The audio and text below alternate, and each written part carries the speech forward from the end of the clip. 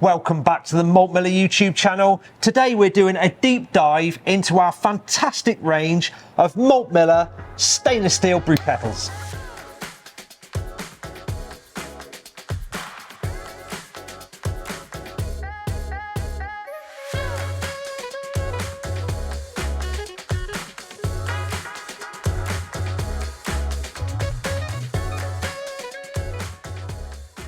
So folks, our awesome range of stainless steel Malt Miller brew kettles come in a variety of sizes. We start at the tiny little 12-litre kettle, which is really good, covers some really good applications. But then we get into the slightly bigger boys, and we've got 25s, 35s, 50s, 70s and 100-litre kettles, and they come in a variety of different configurations as well, which we're going to come on to.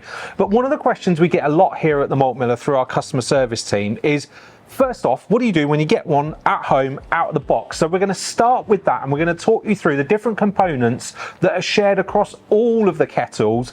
Then we'll jump into some of the differences with some of the different varieties, and we're going to look at ways that you can customize them with our help. So common across the entire range, the kettles are made of 304 stainless steel. Yep. They have a sandwich base so that they are all compatible with induction. Yeah. So you can use them all on induction hob. That's absolutely brilliant. You get a really good kind of heat distribution as well across that base, regardless of the heat source. Well, if you're using a heat source that is direct underneath, so gas, induction. Yeah, exactly. Now, they all come with a stainless steel 1/2-inch ball valve. Yep. And also a temperature gauge that's mounted through the front here. Also, they've all got really strong riveted handles, and obviously they come with a lid as well. Yeah. And they're all etched, so they've got volume etchings on the inside, which is really handy. It's important to note as well that actually the holes for the tap and the thermal well are also pre-drilled on all of the kettles. Now, when you receive this in the box, actually the tap valve and the thermal well come not assembled. You need to assemble those, which we'll show you how to do in a minute. It's dead easy. But they're actually screwed together and like cable tied into the lid. Yeah, actually it's just through ease of packaging and securing for transport. But yeah, we have had some customers that are a little bit confused when they arrive with the configuration of how they're packed. So yeah, we need to get that sorted. Okay, so let's jump into actually building one of these once you get it out of the box at home. So once you've got your shiny new Malt Miller stainless steel brew kettle at home, you're going to want to jump into assembling it. Now, as we said, the tap and all of the various components are kind of coupled together, cable tied into the polystyrene, which also holds the lid. They're actually cable tied onto the handle for the lid, aren't they? Yeah. Rob, let's take a closer look at the components. So what we've done is we've broken it all down, opened it all up so you can see and understand all of the various parts that actually compile building this. Exactly. So we've got the 1/2-inch ball valve here. Yeah. Okay, now it's important to note at this stage, when installing the high temperature O-rings here, they go on the outside of the vessel. And in fact, you'll see on the underside of the tap, or the face of the tap that meets the vessel, there's actually a cutout that holds that high temperature silicon O-ring in place so it doesn't splay. Yeah, and that's then going to be compressed from the back nut on the inside of the kettle when you tighten it. Indeed, but interestingly, because it's silicon, it's nice and soft, we're talking about doing these up hand tight. Yeah. Because it relies on the silicon seal, so they don't need to be cranked up really tightly with a spanner. Another important note is, ideally, on all stainless steel thread, stainless steel, we need PTFE tape. Lubricates the thread, nothing gets stuck, sorted.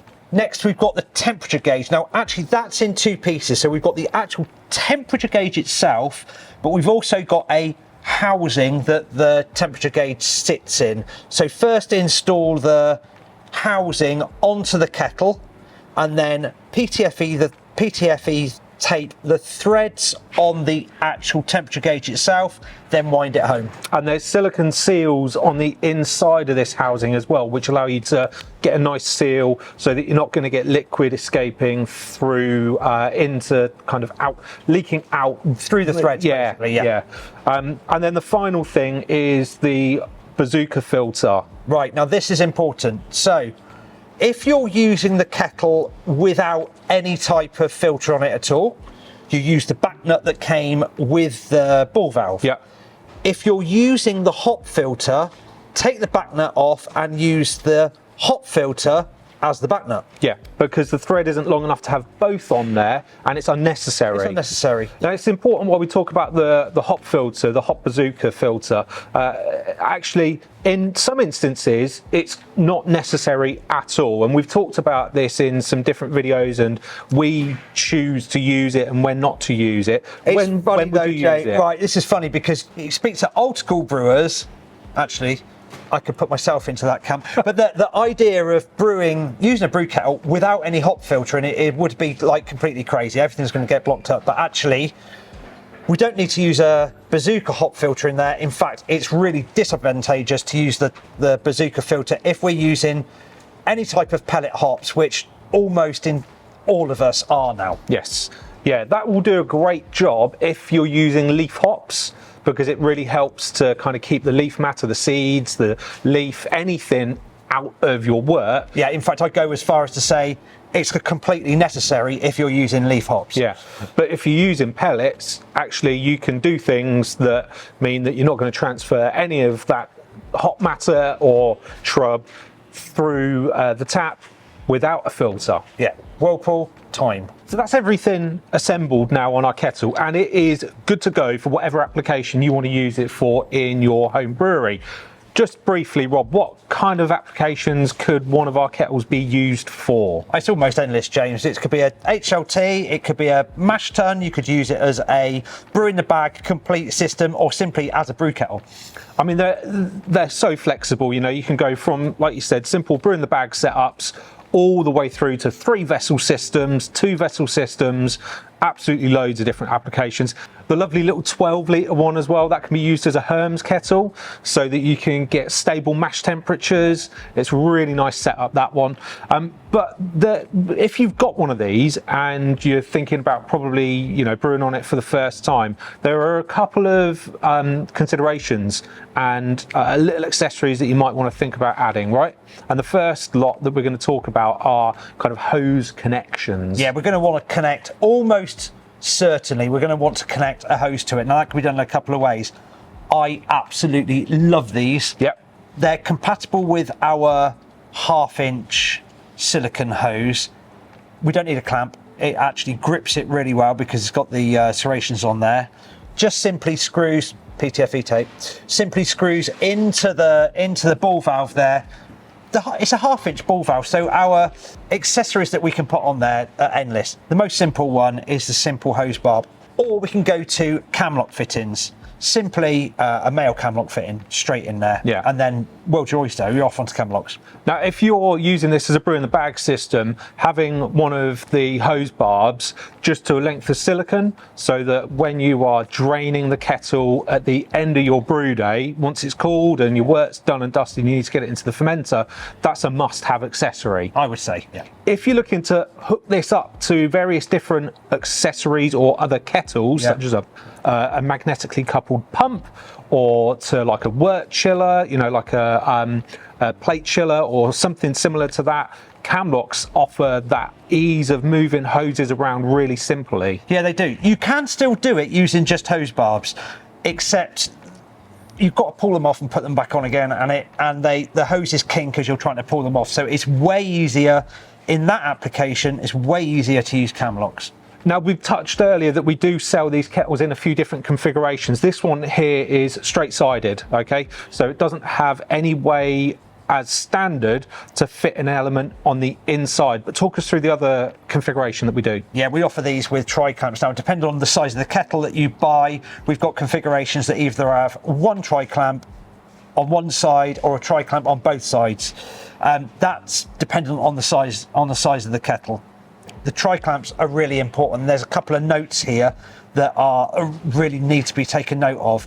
If you buy a kettle with a tri-clamp port on it, it comes with a blank on it and the tri-clamp installed. So it doesn't have to be used at all. It just sits there and that's fine. However, if you're thinking that you might want to upgrade in the future, it's worth buying one with a tri-clamp port, because you can then put an element in it, and actually it's an expandable system then. Yeah, massively so. You know, putting one of our low watt density elements in that, you know, loads of different sort of power variants of that, but it does give you customization, right? So if you've got a 50 litre kettle, for example, you could have 2 elements in there to get you up to the boil, and then one of those elements gets switched off and the other one's just maintaining the boil. If you've got one of the smaller ones with a single tri-clamp port, you can get a 2 kilowatt element in there, and in almost all circumstances where you're brewing kind of up to like a maybe 25 litre batch, definitely, that is really good. And to be noted, you can run a 2 kilowatt element from an Inkbird, so you can actually, while you're using it as an HLT, you can use the Inkbird to switch the element on and off. You can then discard the Inkbird if you want to use the same vessel as a brew kettle. Dead easy. Well, and also you're then into the realms of using this as a recirculated mash tun potentially as well, with the element coming on and off to maintain your mash temperature. Now we've shown that on a few videos. I'll put a link up here to where we've brewed on a system where we've done that. It works a real treat. Now, we offer some other services as well for these kettles, don't we, Rob? A few options to customise it even further, so that you don't have to necessarily worry about that at home. Now, we can supply these kettles with a 40mm hole cut in. Then they take the kettle elements, or the kettle type elements that we sell. They're 2.4 kilowatt kettle elements. They're really handy for this process. They're not as good as the 2 kilowatt low watt density elements. Although they're slightly more powerful, but the 2 kilowatt element will work on an Inkbird, 2.4 won't. It won't. And being the nature of what they are, they're not as reliable as the tri-clamp elements. They're a kettle element, so they need to be seen as a part that it needs to be replaced from time to time. So that's one of the hole sizes we offer. We also offer a couple of other different hole sizes that can be cut into the kettles. Actually, this is really handy. We can cut a 21mm hole pretty much anywhere you like in this kettle. Now, that can be used most likely for some sort of recirculation. So if you're using it as a brew in a bag single vessel, for example, we can cut a 21mm hole around about here. Then we can put a recirculation port in it. That same recirculation port can then be used as a whirlpool when it's connected to a pump. It's absolutely brilliant to have that option on there. We even sell a 21mm stainless steel hole plug, 2-part hole plug. So if you've had that drilled, we can supply the 21mm hole plug, and then you don't need to use it. No, so you can blank it off. Maybe you want to look at adding a pump at some point and some form of recirculation, but maybe funds don't get to that yet, or you want to just get used to using it. Get it with a hole cut and a blanking plate, and you've got that option there, because the hole cutting we will do for you is really neat, really tidy, and just means that you don't have the hassle of trying to cut a perfect hole in your kettle at home. It's worth noting at this point though, we do actually sell the hole punches. So if you did want to do it at home, the hole punches are on the website. They're dead easy to use, so you could actually do it yourself. Actually, it's also worth noting that both of these holes here are also 21mm. So actually, if you wanted to swap out the temperature gauge, for example, you wanted to put a thermo well in there, a 1/2-inch BSP thermo well fits straight in there. And again, that means your Inkbird or whatever temperature controller you're using has got a good reading inside of the kettle. Exactly. Now, also, some thermowells that are available on the market actually have a 3/8 thread on them. Now, that's suitable for a 17mm hole. That's a service that we also use. So if you actually already have a thermowell that you want to use, you need it's a 3/8 thread. That's a 17mm hole. We can put it anywhere you like in the pot. Now these kettles offer not only great quality but a ton of versatility for the home brewer. As we've said, you know, you could get started if you're doing like stovetop brewing, you know, the little 12-litre kettle's great for that, and we've covered that on our kitchen brewer video. That was such great fun doing that video. Actually in your kitchen with the 12-litre kettle, they work so well, and we've sold stacks of them for that purpose. Yeah, but as you go up through the sizes, you really do open up so many options. You know, we know customers that are maybe brewing on one of the big brew tool systems that want an HLT, and they use maybe like a 70, a 50 or 100-litre kettle for their HLT to then sparge or just to heat liquor up for their brew tool system. And the same can be said with so many of the other brewing systems that are available. But also what we've really enjoyed doing is brewing with these kettles on one of our 3 vessel systems, you know, and that's for that real immersive full-on experience of kind of being tied to your brew kit all day, right? Yeah, great fun. A lot of work, but actually they're immersing yourself fully into it. It's great fun. Now I'm going to chuck a load of links down in the description for various videos where we've brewed on different configurations of these kettles. So if you want to learn a little bit more, check out some of those. But also if you've got questions for us that maybe we haven't answered in this, drop them down in the comments below. We'll get back to you because we love reading everything you've got to say. Now, if you've made it to the end of the video, please make sure you like, subscribe and hit the bell for notifications. Check out the rest of our YouTube channel. We've got stacks of information there about all things brewing. And of course, you can follow us on Facebook, Instagram, X and TikTok. Have a great brew.